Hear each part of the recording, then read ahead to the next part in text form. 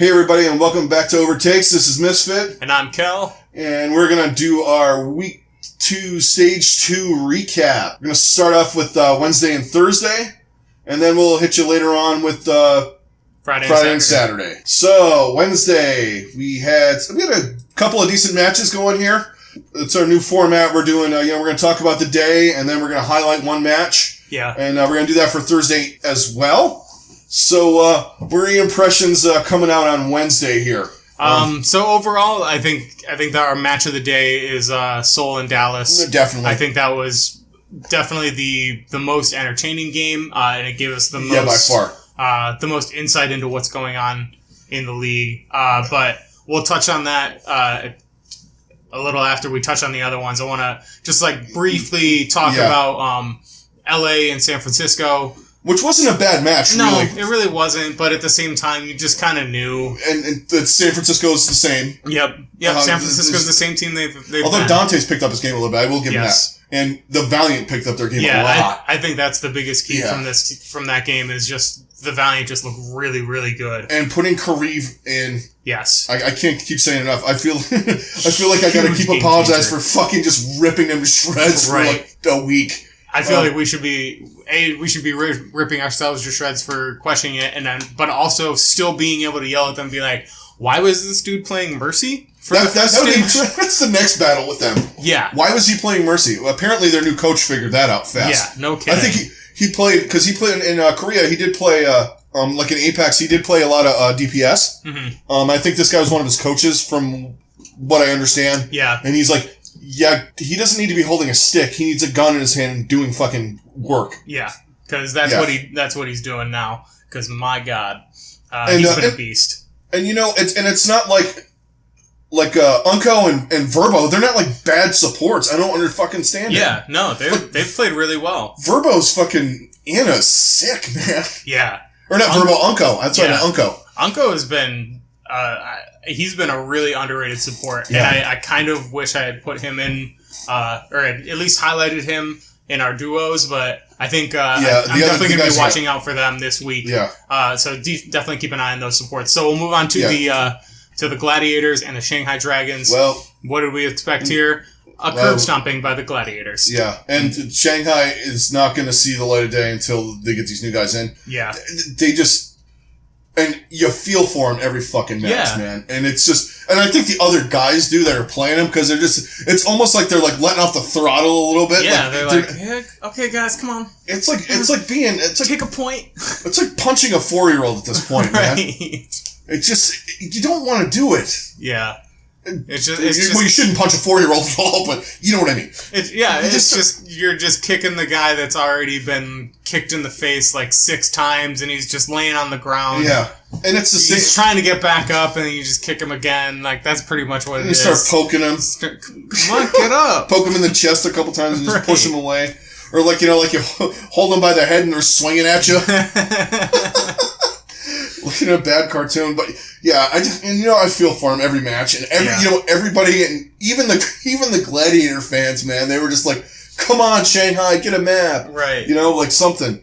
But the Gladiators with the Fissure just makes a difference with that team anyway. Really does. Because didn't Shanghai took them 3-2 last time, and with him there, they just they didn't. That was way before.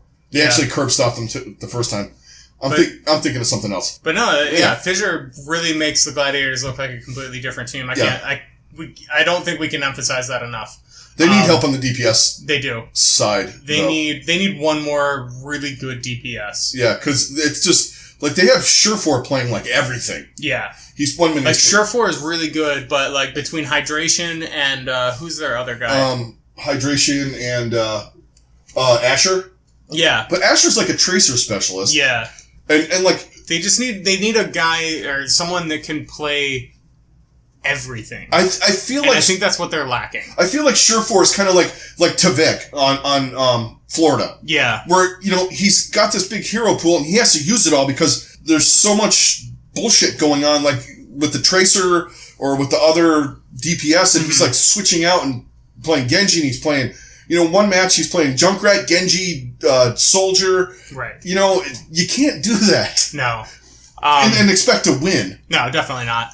But let's move on to our match of the day. Seoul versus Dallas. And it was a good match. It really was. The one big question was, this was the game, let's not play AKM. Yeah. How'd that work out for you, Dallas? Yeah, that didn't work out. And of course, and you know what? They're right. Dallas is, for as good as they were, and I did say don't hold your breath. They beat Shanghai twice in this whole win streak they had. Mm-hmm. But they're right back to psychotic comms and what's his name?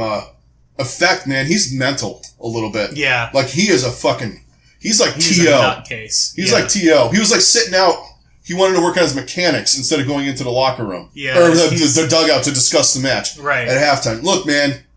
And look, I'm the kind of guy on that team. Mm-hmm. Get your fucking ass back here. Right. Are you on the team or you're not? Because if you're going to sit there at that and fuck around, you know what? Go back, go in the back and go play on your fucking stream. Yeah, because I don't have time for that shit. They need that, but they also need, like, I don't know. This team just really. But what I'm saying is, no one said anything to him. It's like, yeah, I agree. Oh well, he's practicing. No, dude, get in the back. Yeah. With us. It's really bizarre.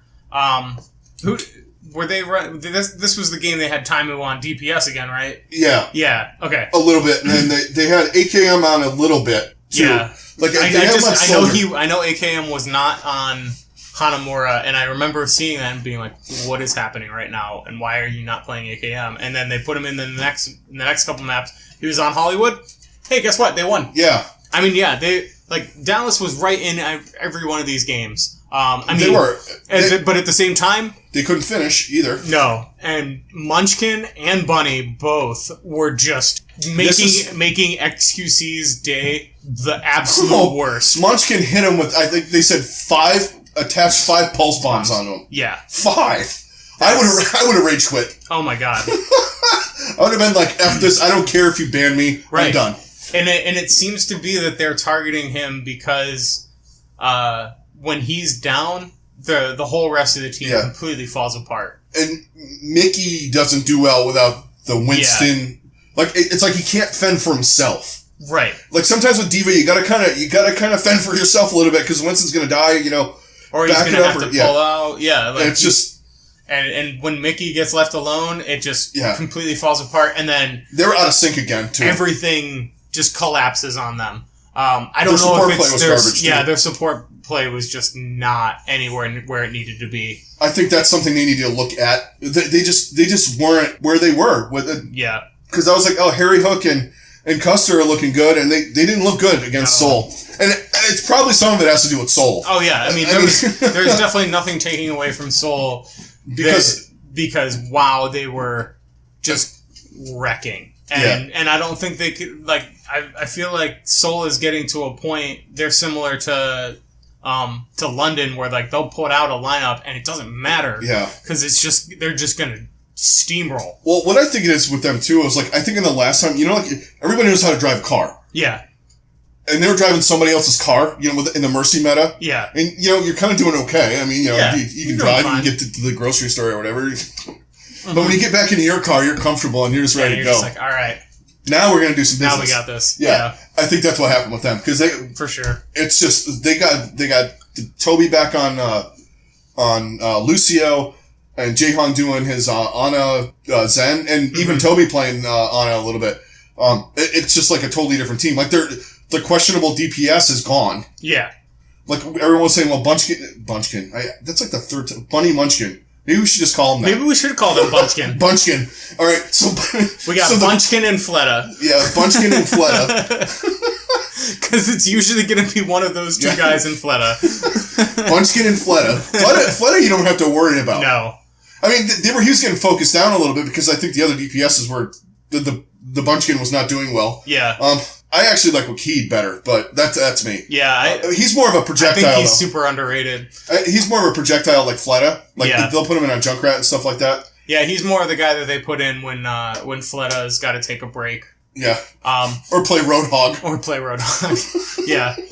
So yeah, that's pretty much how we're feeling about Seoul. I mean, it's just Seoul kind of proving how good they are. And Dallas kept it close. I mean, Dallas kept it a lot closer than they were in every single one of these maps. Yeah, they were. So this was definitely a really strong game for them. They definitely fell apart later in the week, but we'll get to that later. Yeah, we'll get to that later. And they had the same problem on 2CP. Yep. Back and forth, and they just can't get that last point to finish. Exactly.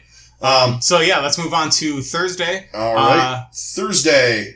We had a decent day with some of the matches, but, there was a couple that were head scratching. Yeah. It was the continuation of the head scratch with Boston. We'll say, the match of the day for sure was Houston and Philly, so we'll definitely touch on that last. Yeah, it was just a weird day. It was just a continuation of, what the hell is going on with Boston.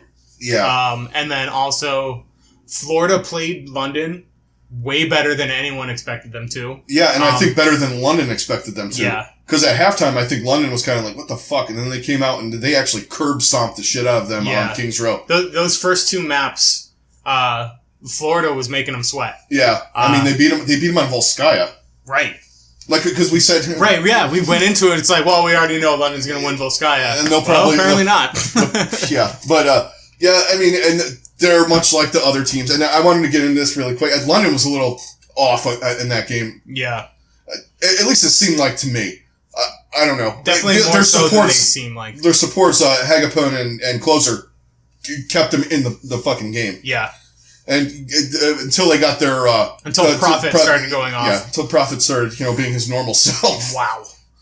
That was another guy that we didn't really talk about too much, but man, Prophet is just... continues to be a complete monster. See, now he's like Surefour. He has like a 9-player hero pool. Yeah. But he gets to play all of them, and he plays all of them well because he's not just pigeonholed into playing whatever one has to fit. He gets to play whoever he wants and whatever is going to work the best for that situation. Exactly. Much like Florida. But Florida, and I wanted to touch on this. It's, we were talking about, and this is the match where I wanted to kind of discuss this too.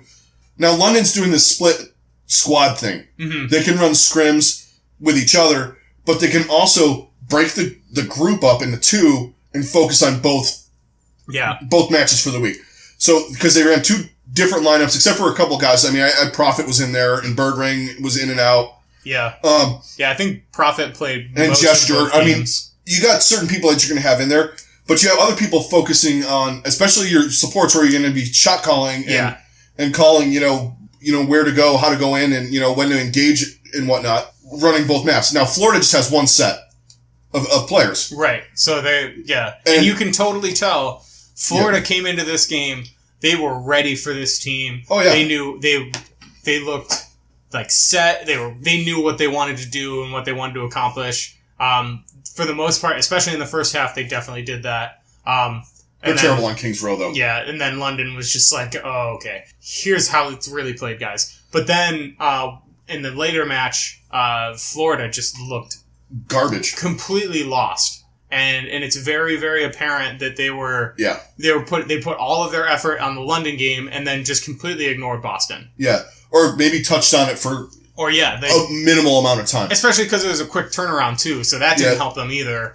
Where it's like, you have 2 games in the next 2 days, London and Boston.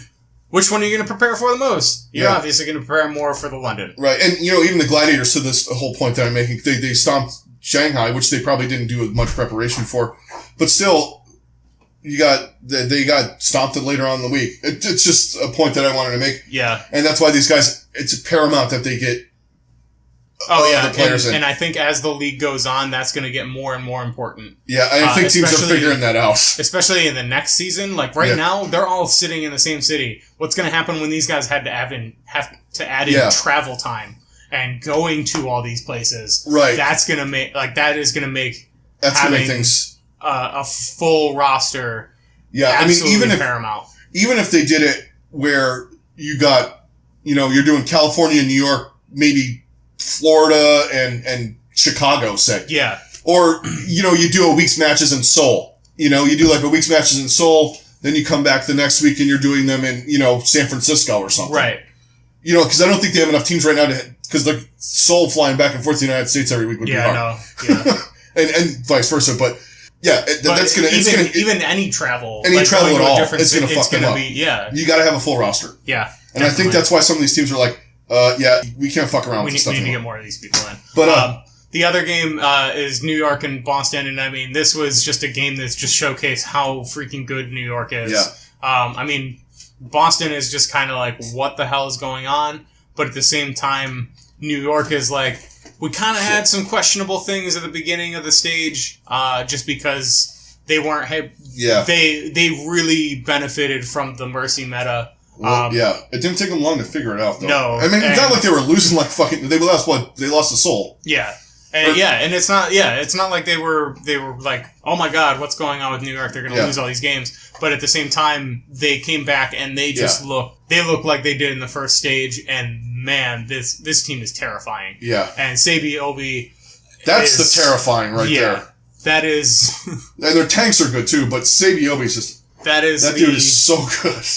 That is the LeBron James right now of like, oh god, what do we do against this guy? How do we stop him? And he thought Stryker would give him a little bit of a fight. No, because I even said that too. I was like, I don't think they're gonna do that with Stryker in there. Wrong-o. He ate Stryker for fucking lunch. Yeah, he did. So I mean, there's really not all that much to say on that game. New York just dominated. Boston looked like crap. We'll touch more on Boston in the Friday, Saturday. But we really want to talk about the Houston and Philly game. Yeah. And this was the one where we started to think like, oh man, is Philly for real? Because Houston's a really good team. And this was a battle, man. Yeah. The only thing that wasn't close, but even the points were close, was Nepal. Yeah, that's right, Nepal. I'm like, the fucking king of the hill one. And Houston is the king of getting reverse sweeped. Oh, yeah. Well, there's a certain point, and Philadelphia's good at doing it. Mm-hmm. This was so good. This was just like all out war. Yeah. And it was well played, too. This was defense, because neither team finished, especially in the second half, neither team got past the second point. Yeah, on Hollywood. Yeah. So no one, the escort or the hybrid maps didn't even get finished. Well, shit, the escort map didn't even get. Philadelphia just got 1 point. Yeah, and they cold held them on 66. That's ridiculous, man. Philly's defense on that first part of 66 was unreal. I've never seen a team hold that well for that amount of time. Especially with a team on their level. Yes, that was a team that's as good as Houston. That was insane. I mean, Houston played that point really well too, but Philly was just like, nah, not hold today. My beer. Yeah, not today, guys. Right. Not today. They probably, and Houston's probably like, oh yeah, 1 point. Nope. No. No, and I would like freaking to see fucking 0-0. Do you just like? What do you just? Do they reflip? Well, I guess you can't really, because you got to get the cart to the glowing zone. Mm-hmm. So wherever it is, even if it's not in front of the point. All right. Yeah. So. I think the biggest thing to take away from this is that basically Philly has 2 interchangeable guys that can dominate with Genji. Oh yeah. Because EQO and Shadowburn. Because Shadowburn showed his old self in this game, and man, he was absolutely dominant. Yeah, they have 2. Like there are teams that don't even have like half a Genji. Yeah, and they have 2 of the best ones in the league. But yeah, and then I think. Probably the map of this match was hands down Ilios. Oh God! Wow, that was so close. Like every fucking point, man. Constantly back and forth. I think every single point they each got to 99%, or like damn close to it. At least 2 of the 3 were at overtime. Yeah, and both at 99. So, I think the last point might have been at like close. Oh yeah, and it might have been 85-99 or something like. It was to a point where it was like, oh my god, it's coming down to this last map, and these last couple of seconds are going to be the decider of this game. Yeah. Like, it was just a complete joy to watch. I haven't watched a game that well thought out since probably that the London Houston. The London Houston, yeah. This is the game of the week for sure. More so the the London, New York. Oh, the London, New York, yeah. For the like that's the level that this game had. Like these guys are playing on a different level for sure. Like there was never a point where I was like, okay, I'm bored, or I got a little. I've got an idea of where this is gonna go. It was just like, oh man, I have to keep watching this. Like, I was so compelled I was like from start to finish. I was in, and you know, I got a little concerned though. I was like, after they 2-0'd him on Nepal, I'm like, what's going on? Then Philly just put the fucking clamps on him. Yeah, they did. I mean, they took 2 fucking points the rest of the map. I mean, not like Philly did really anything else. I mean, right. But they did enough to win. Which, when you're playing a defensive struggle like that, I would have loved to see. I would have loved to have seen them play on fucking Kings Row. Yeah, with their tank battles. That was definitely our match of the week. Definitely. So that will be the end of. Catch us on the next one. We'll be talking about Friday and Saturday from last week. Give us a like, subscribe, tell us, give us comments, all that good stuff. So, we want to hear what you guys think. Yeah, for sure. We want to bring more.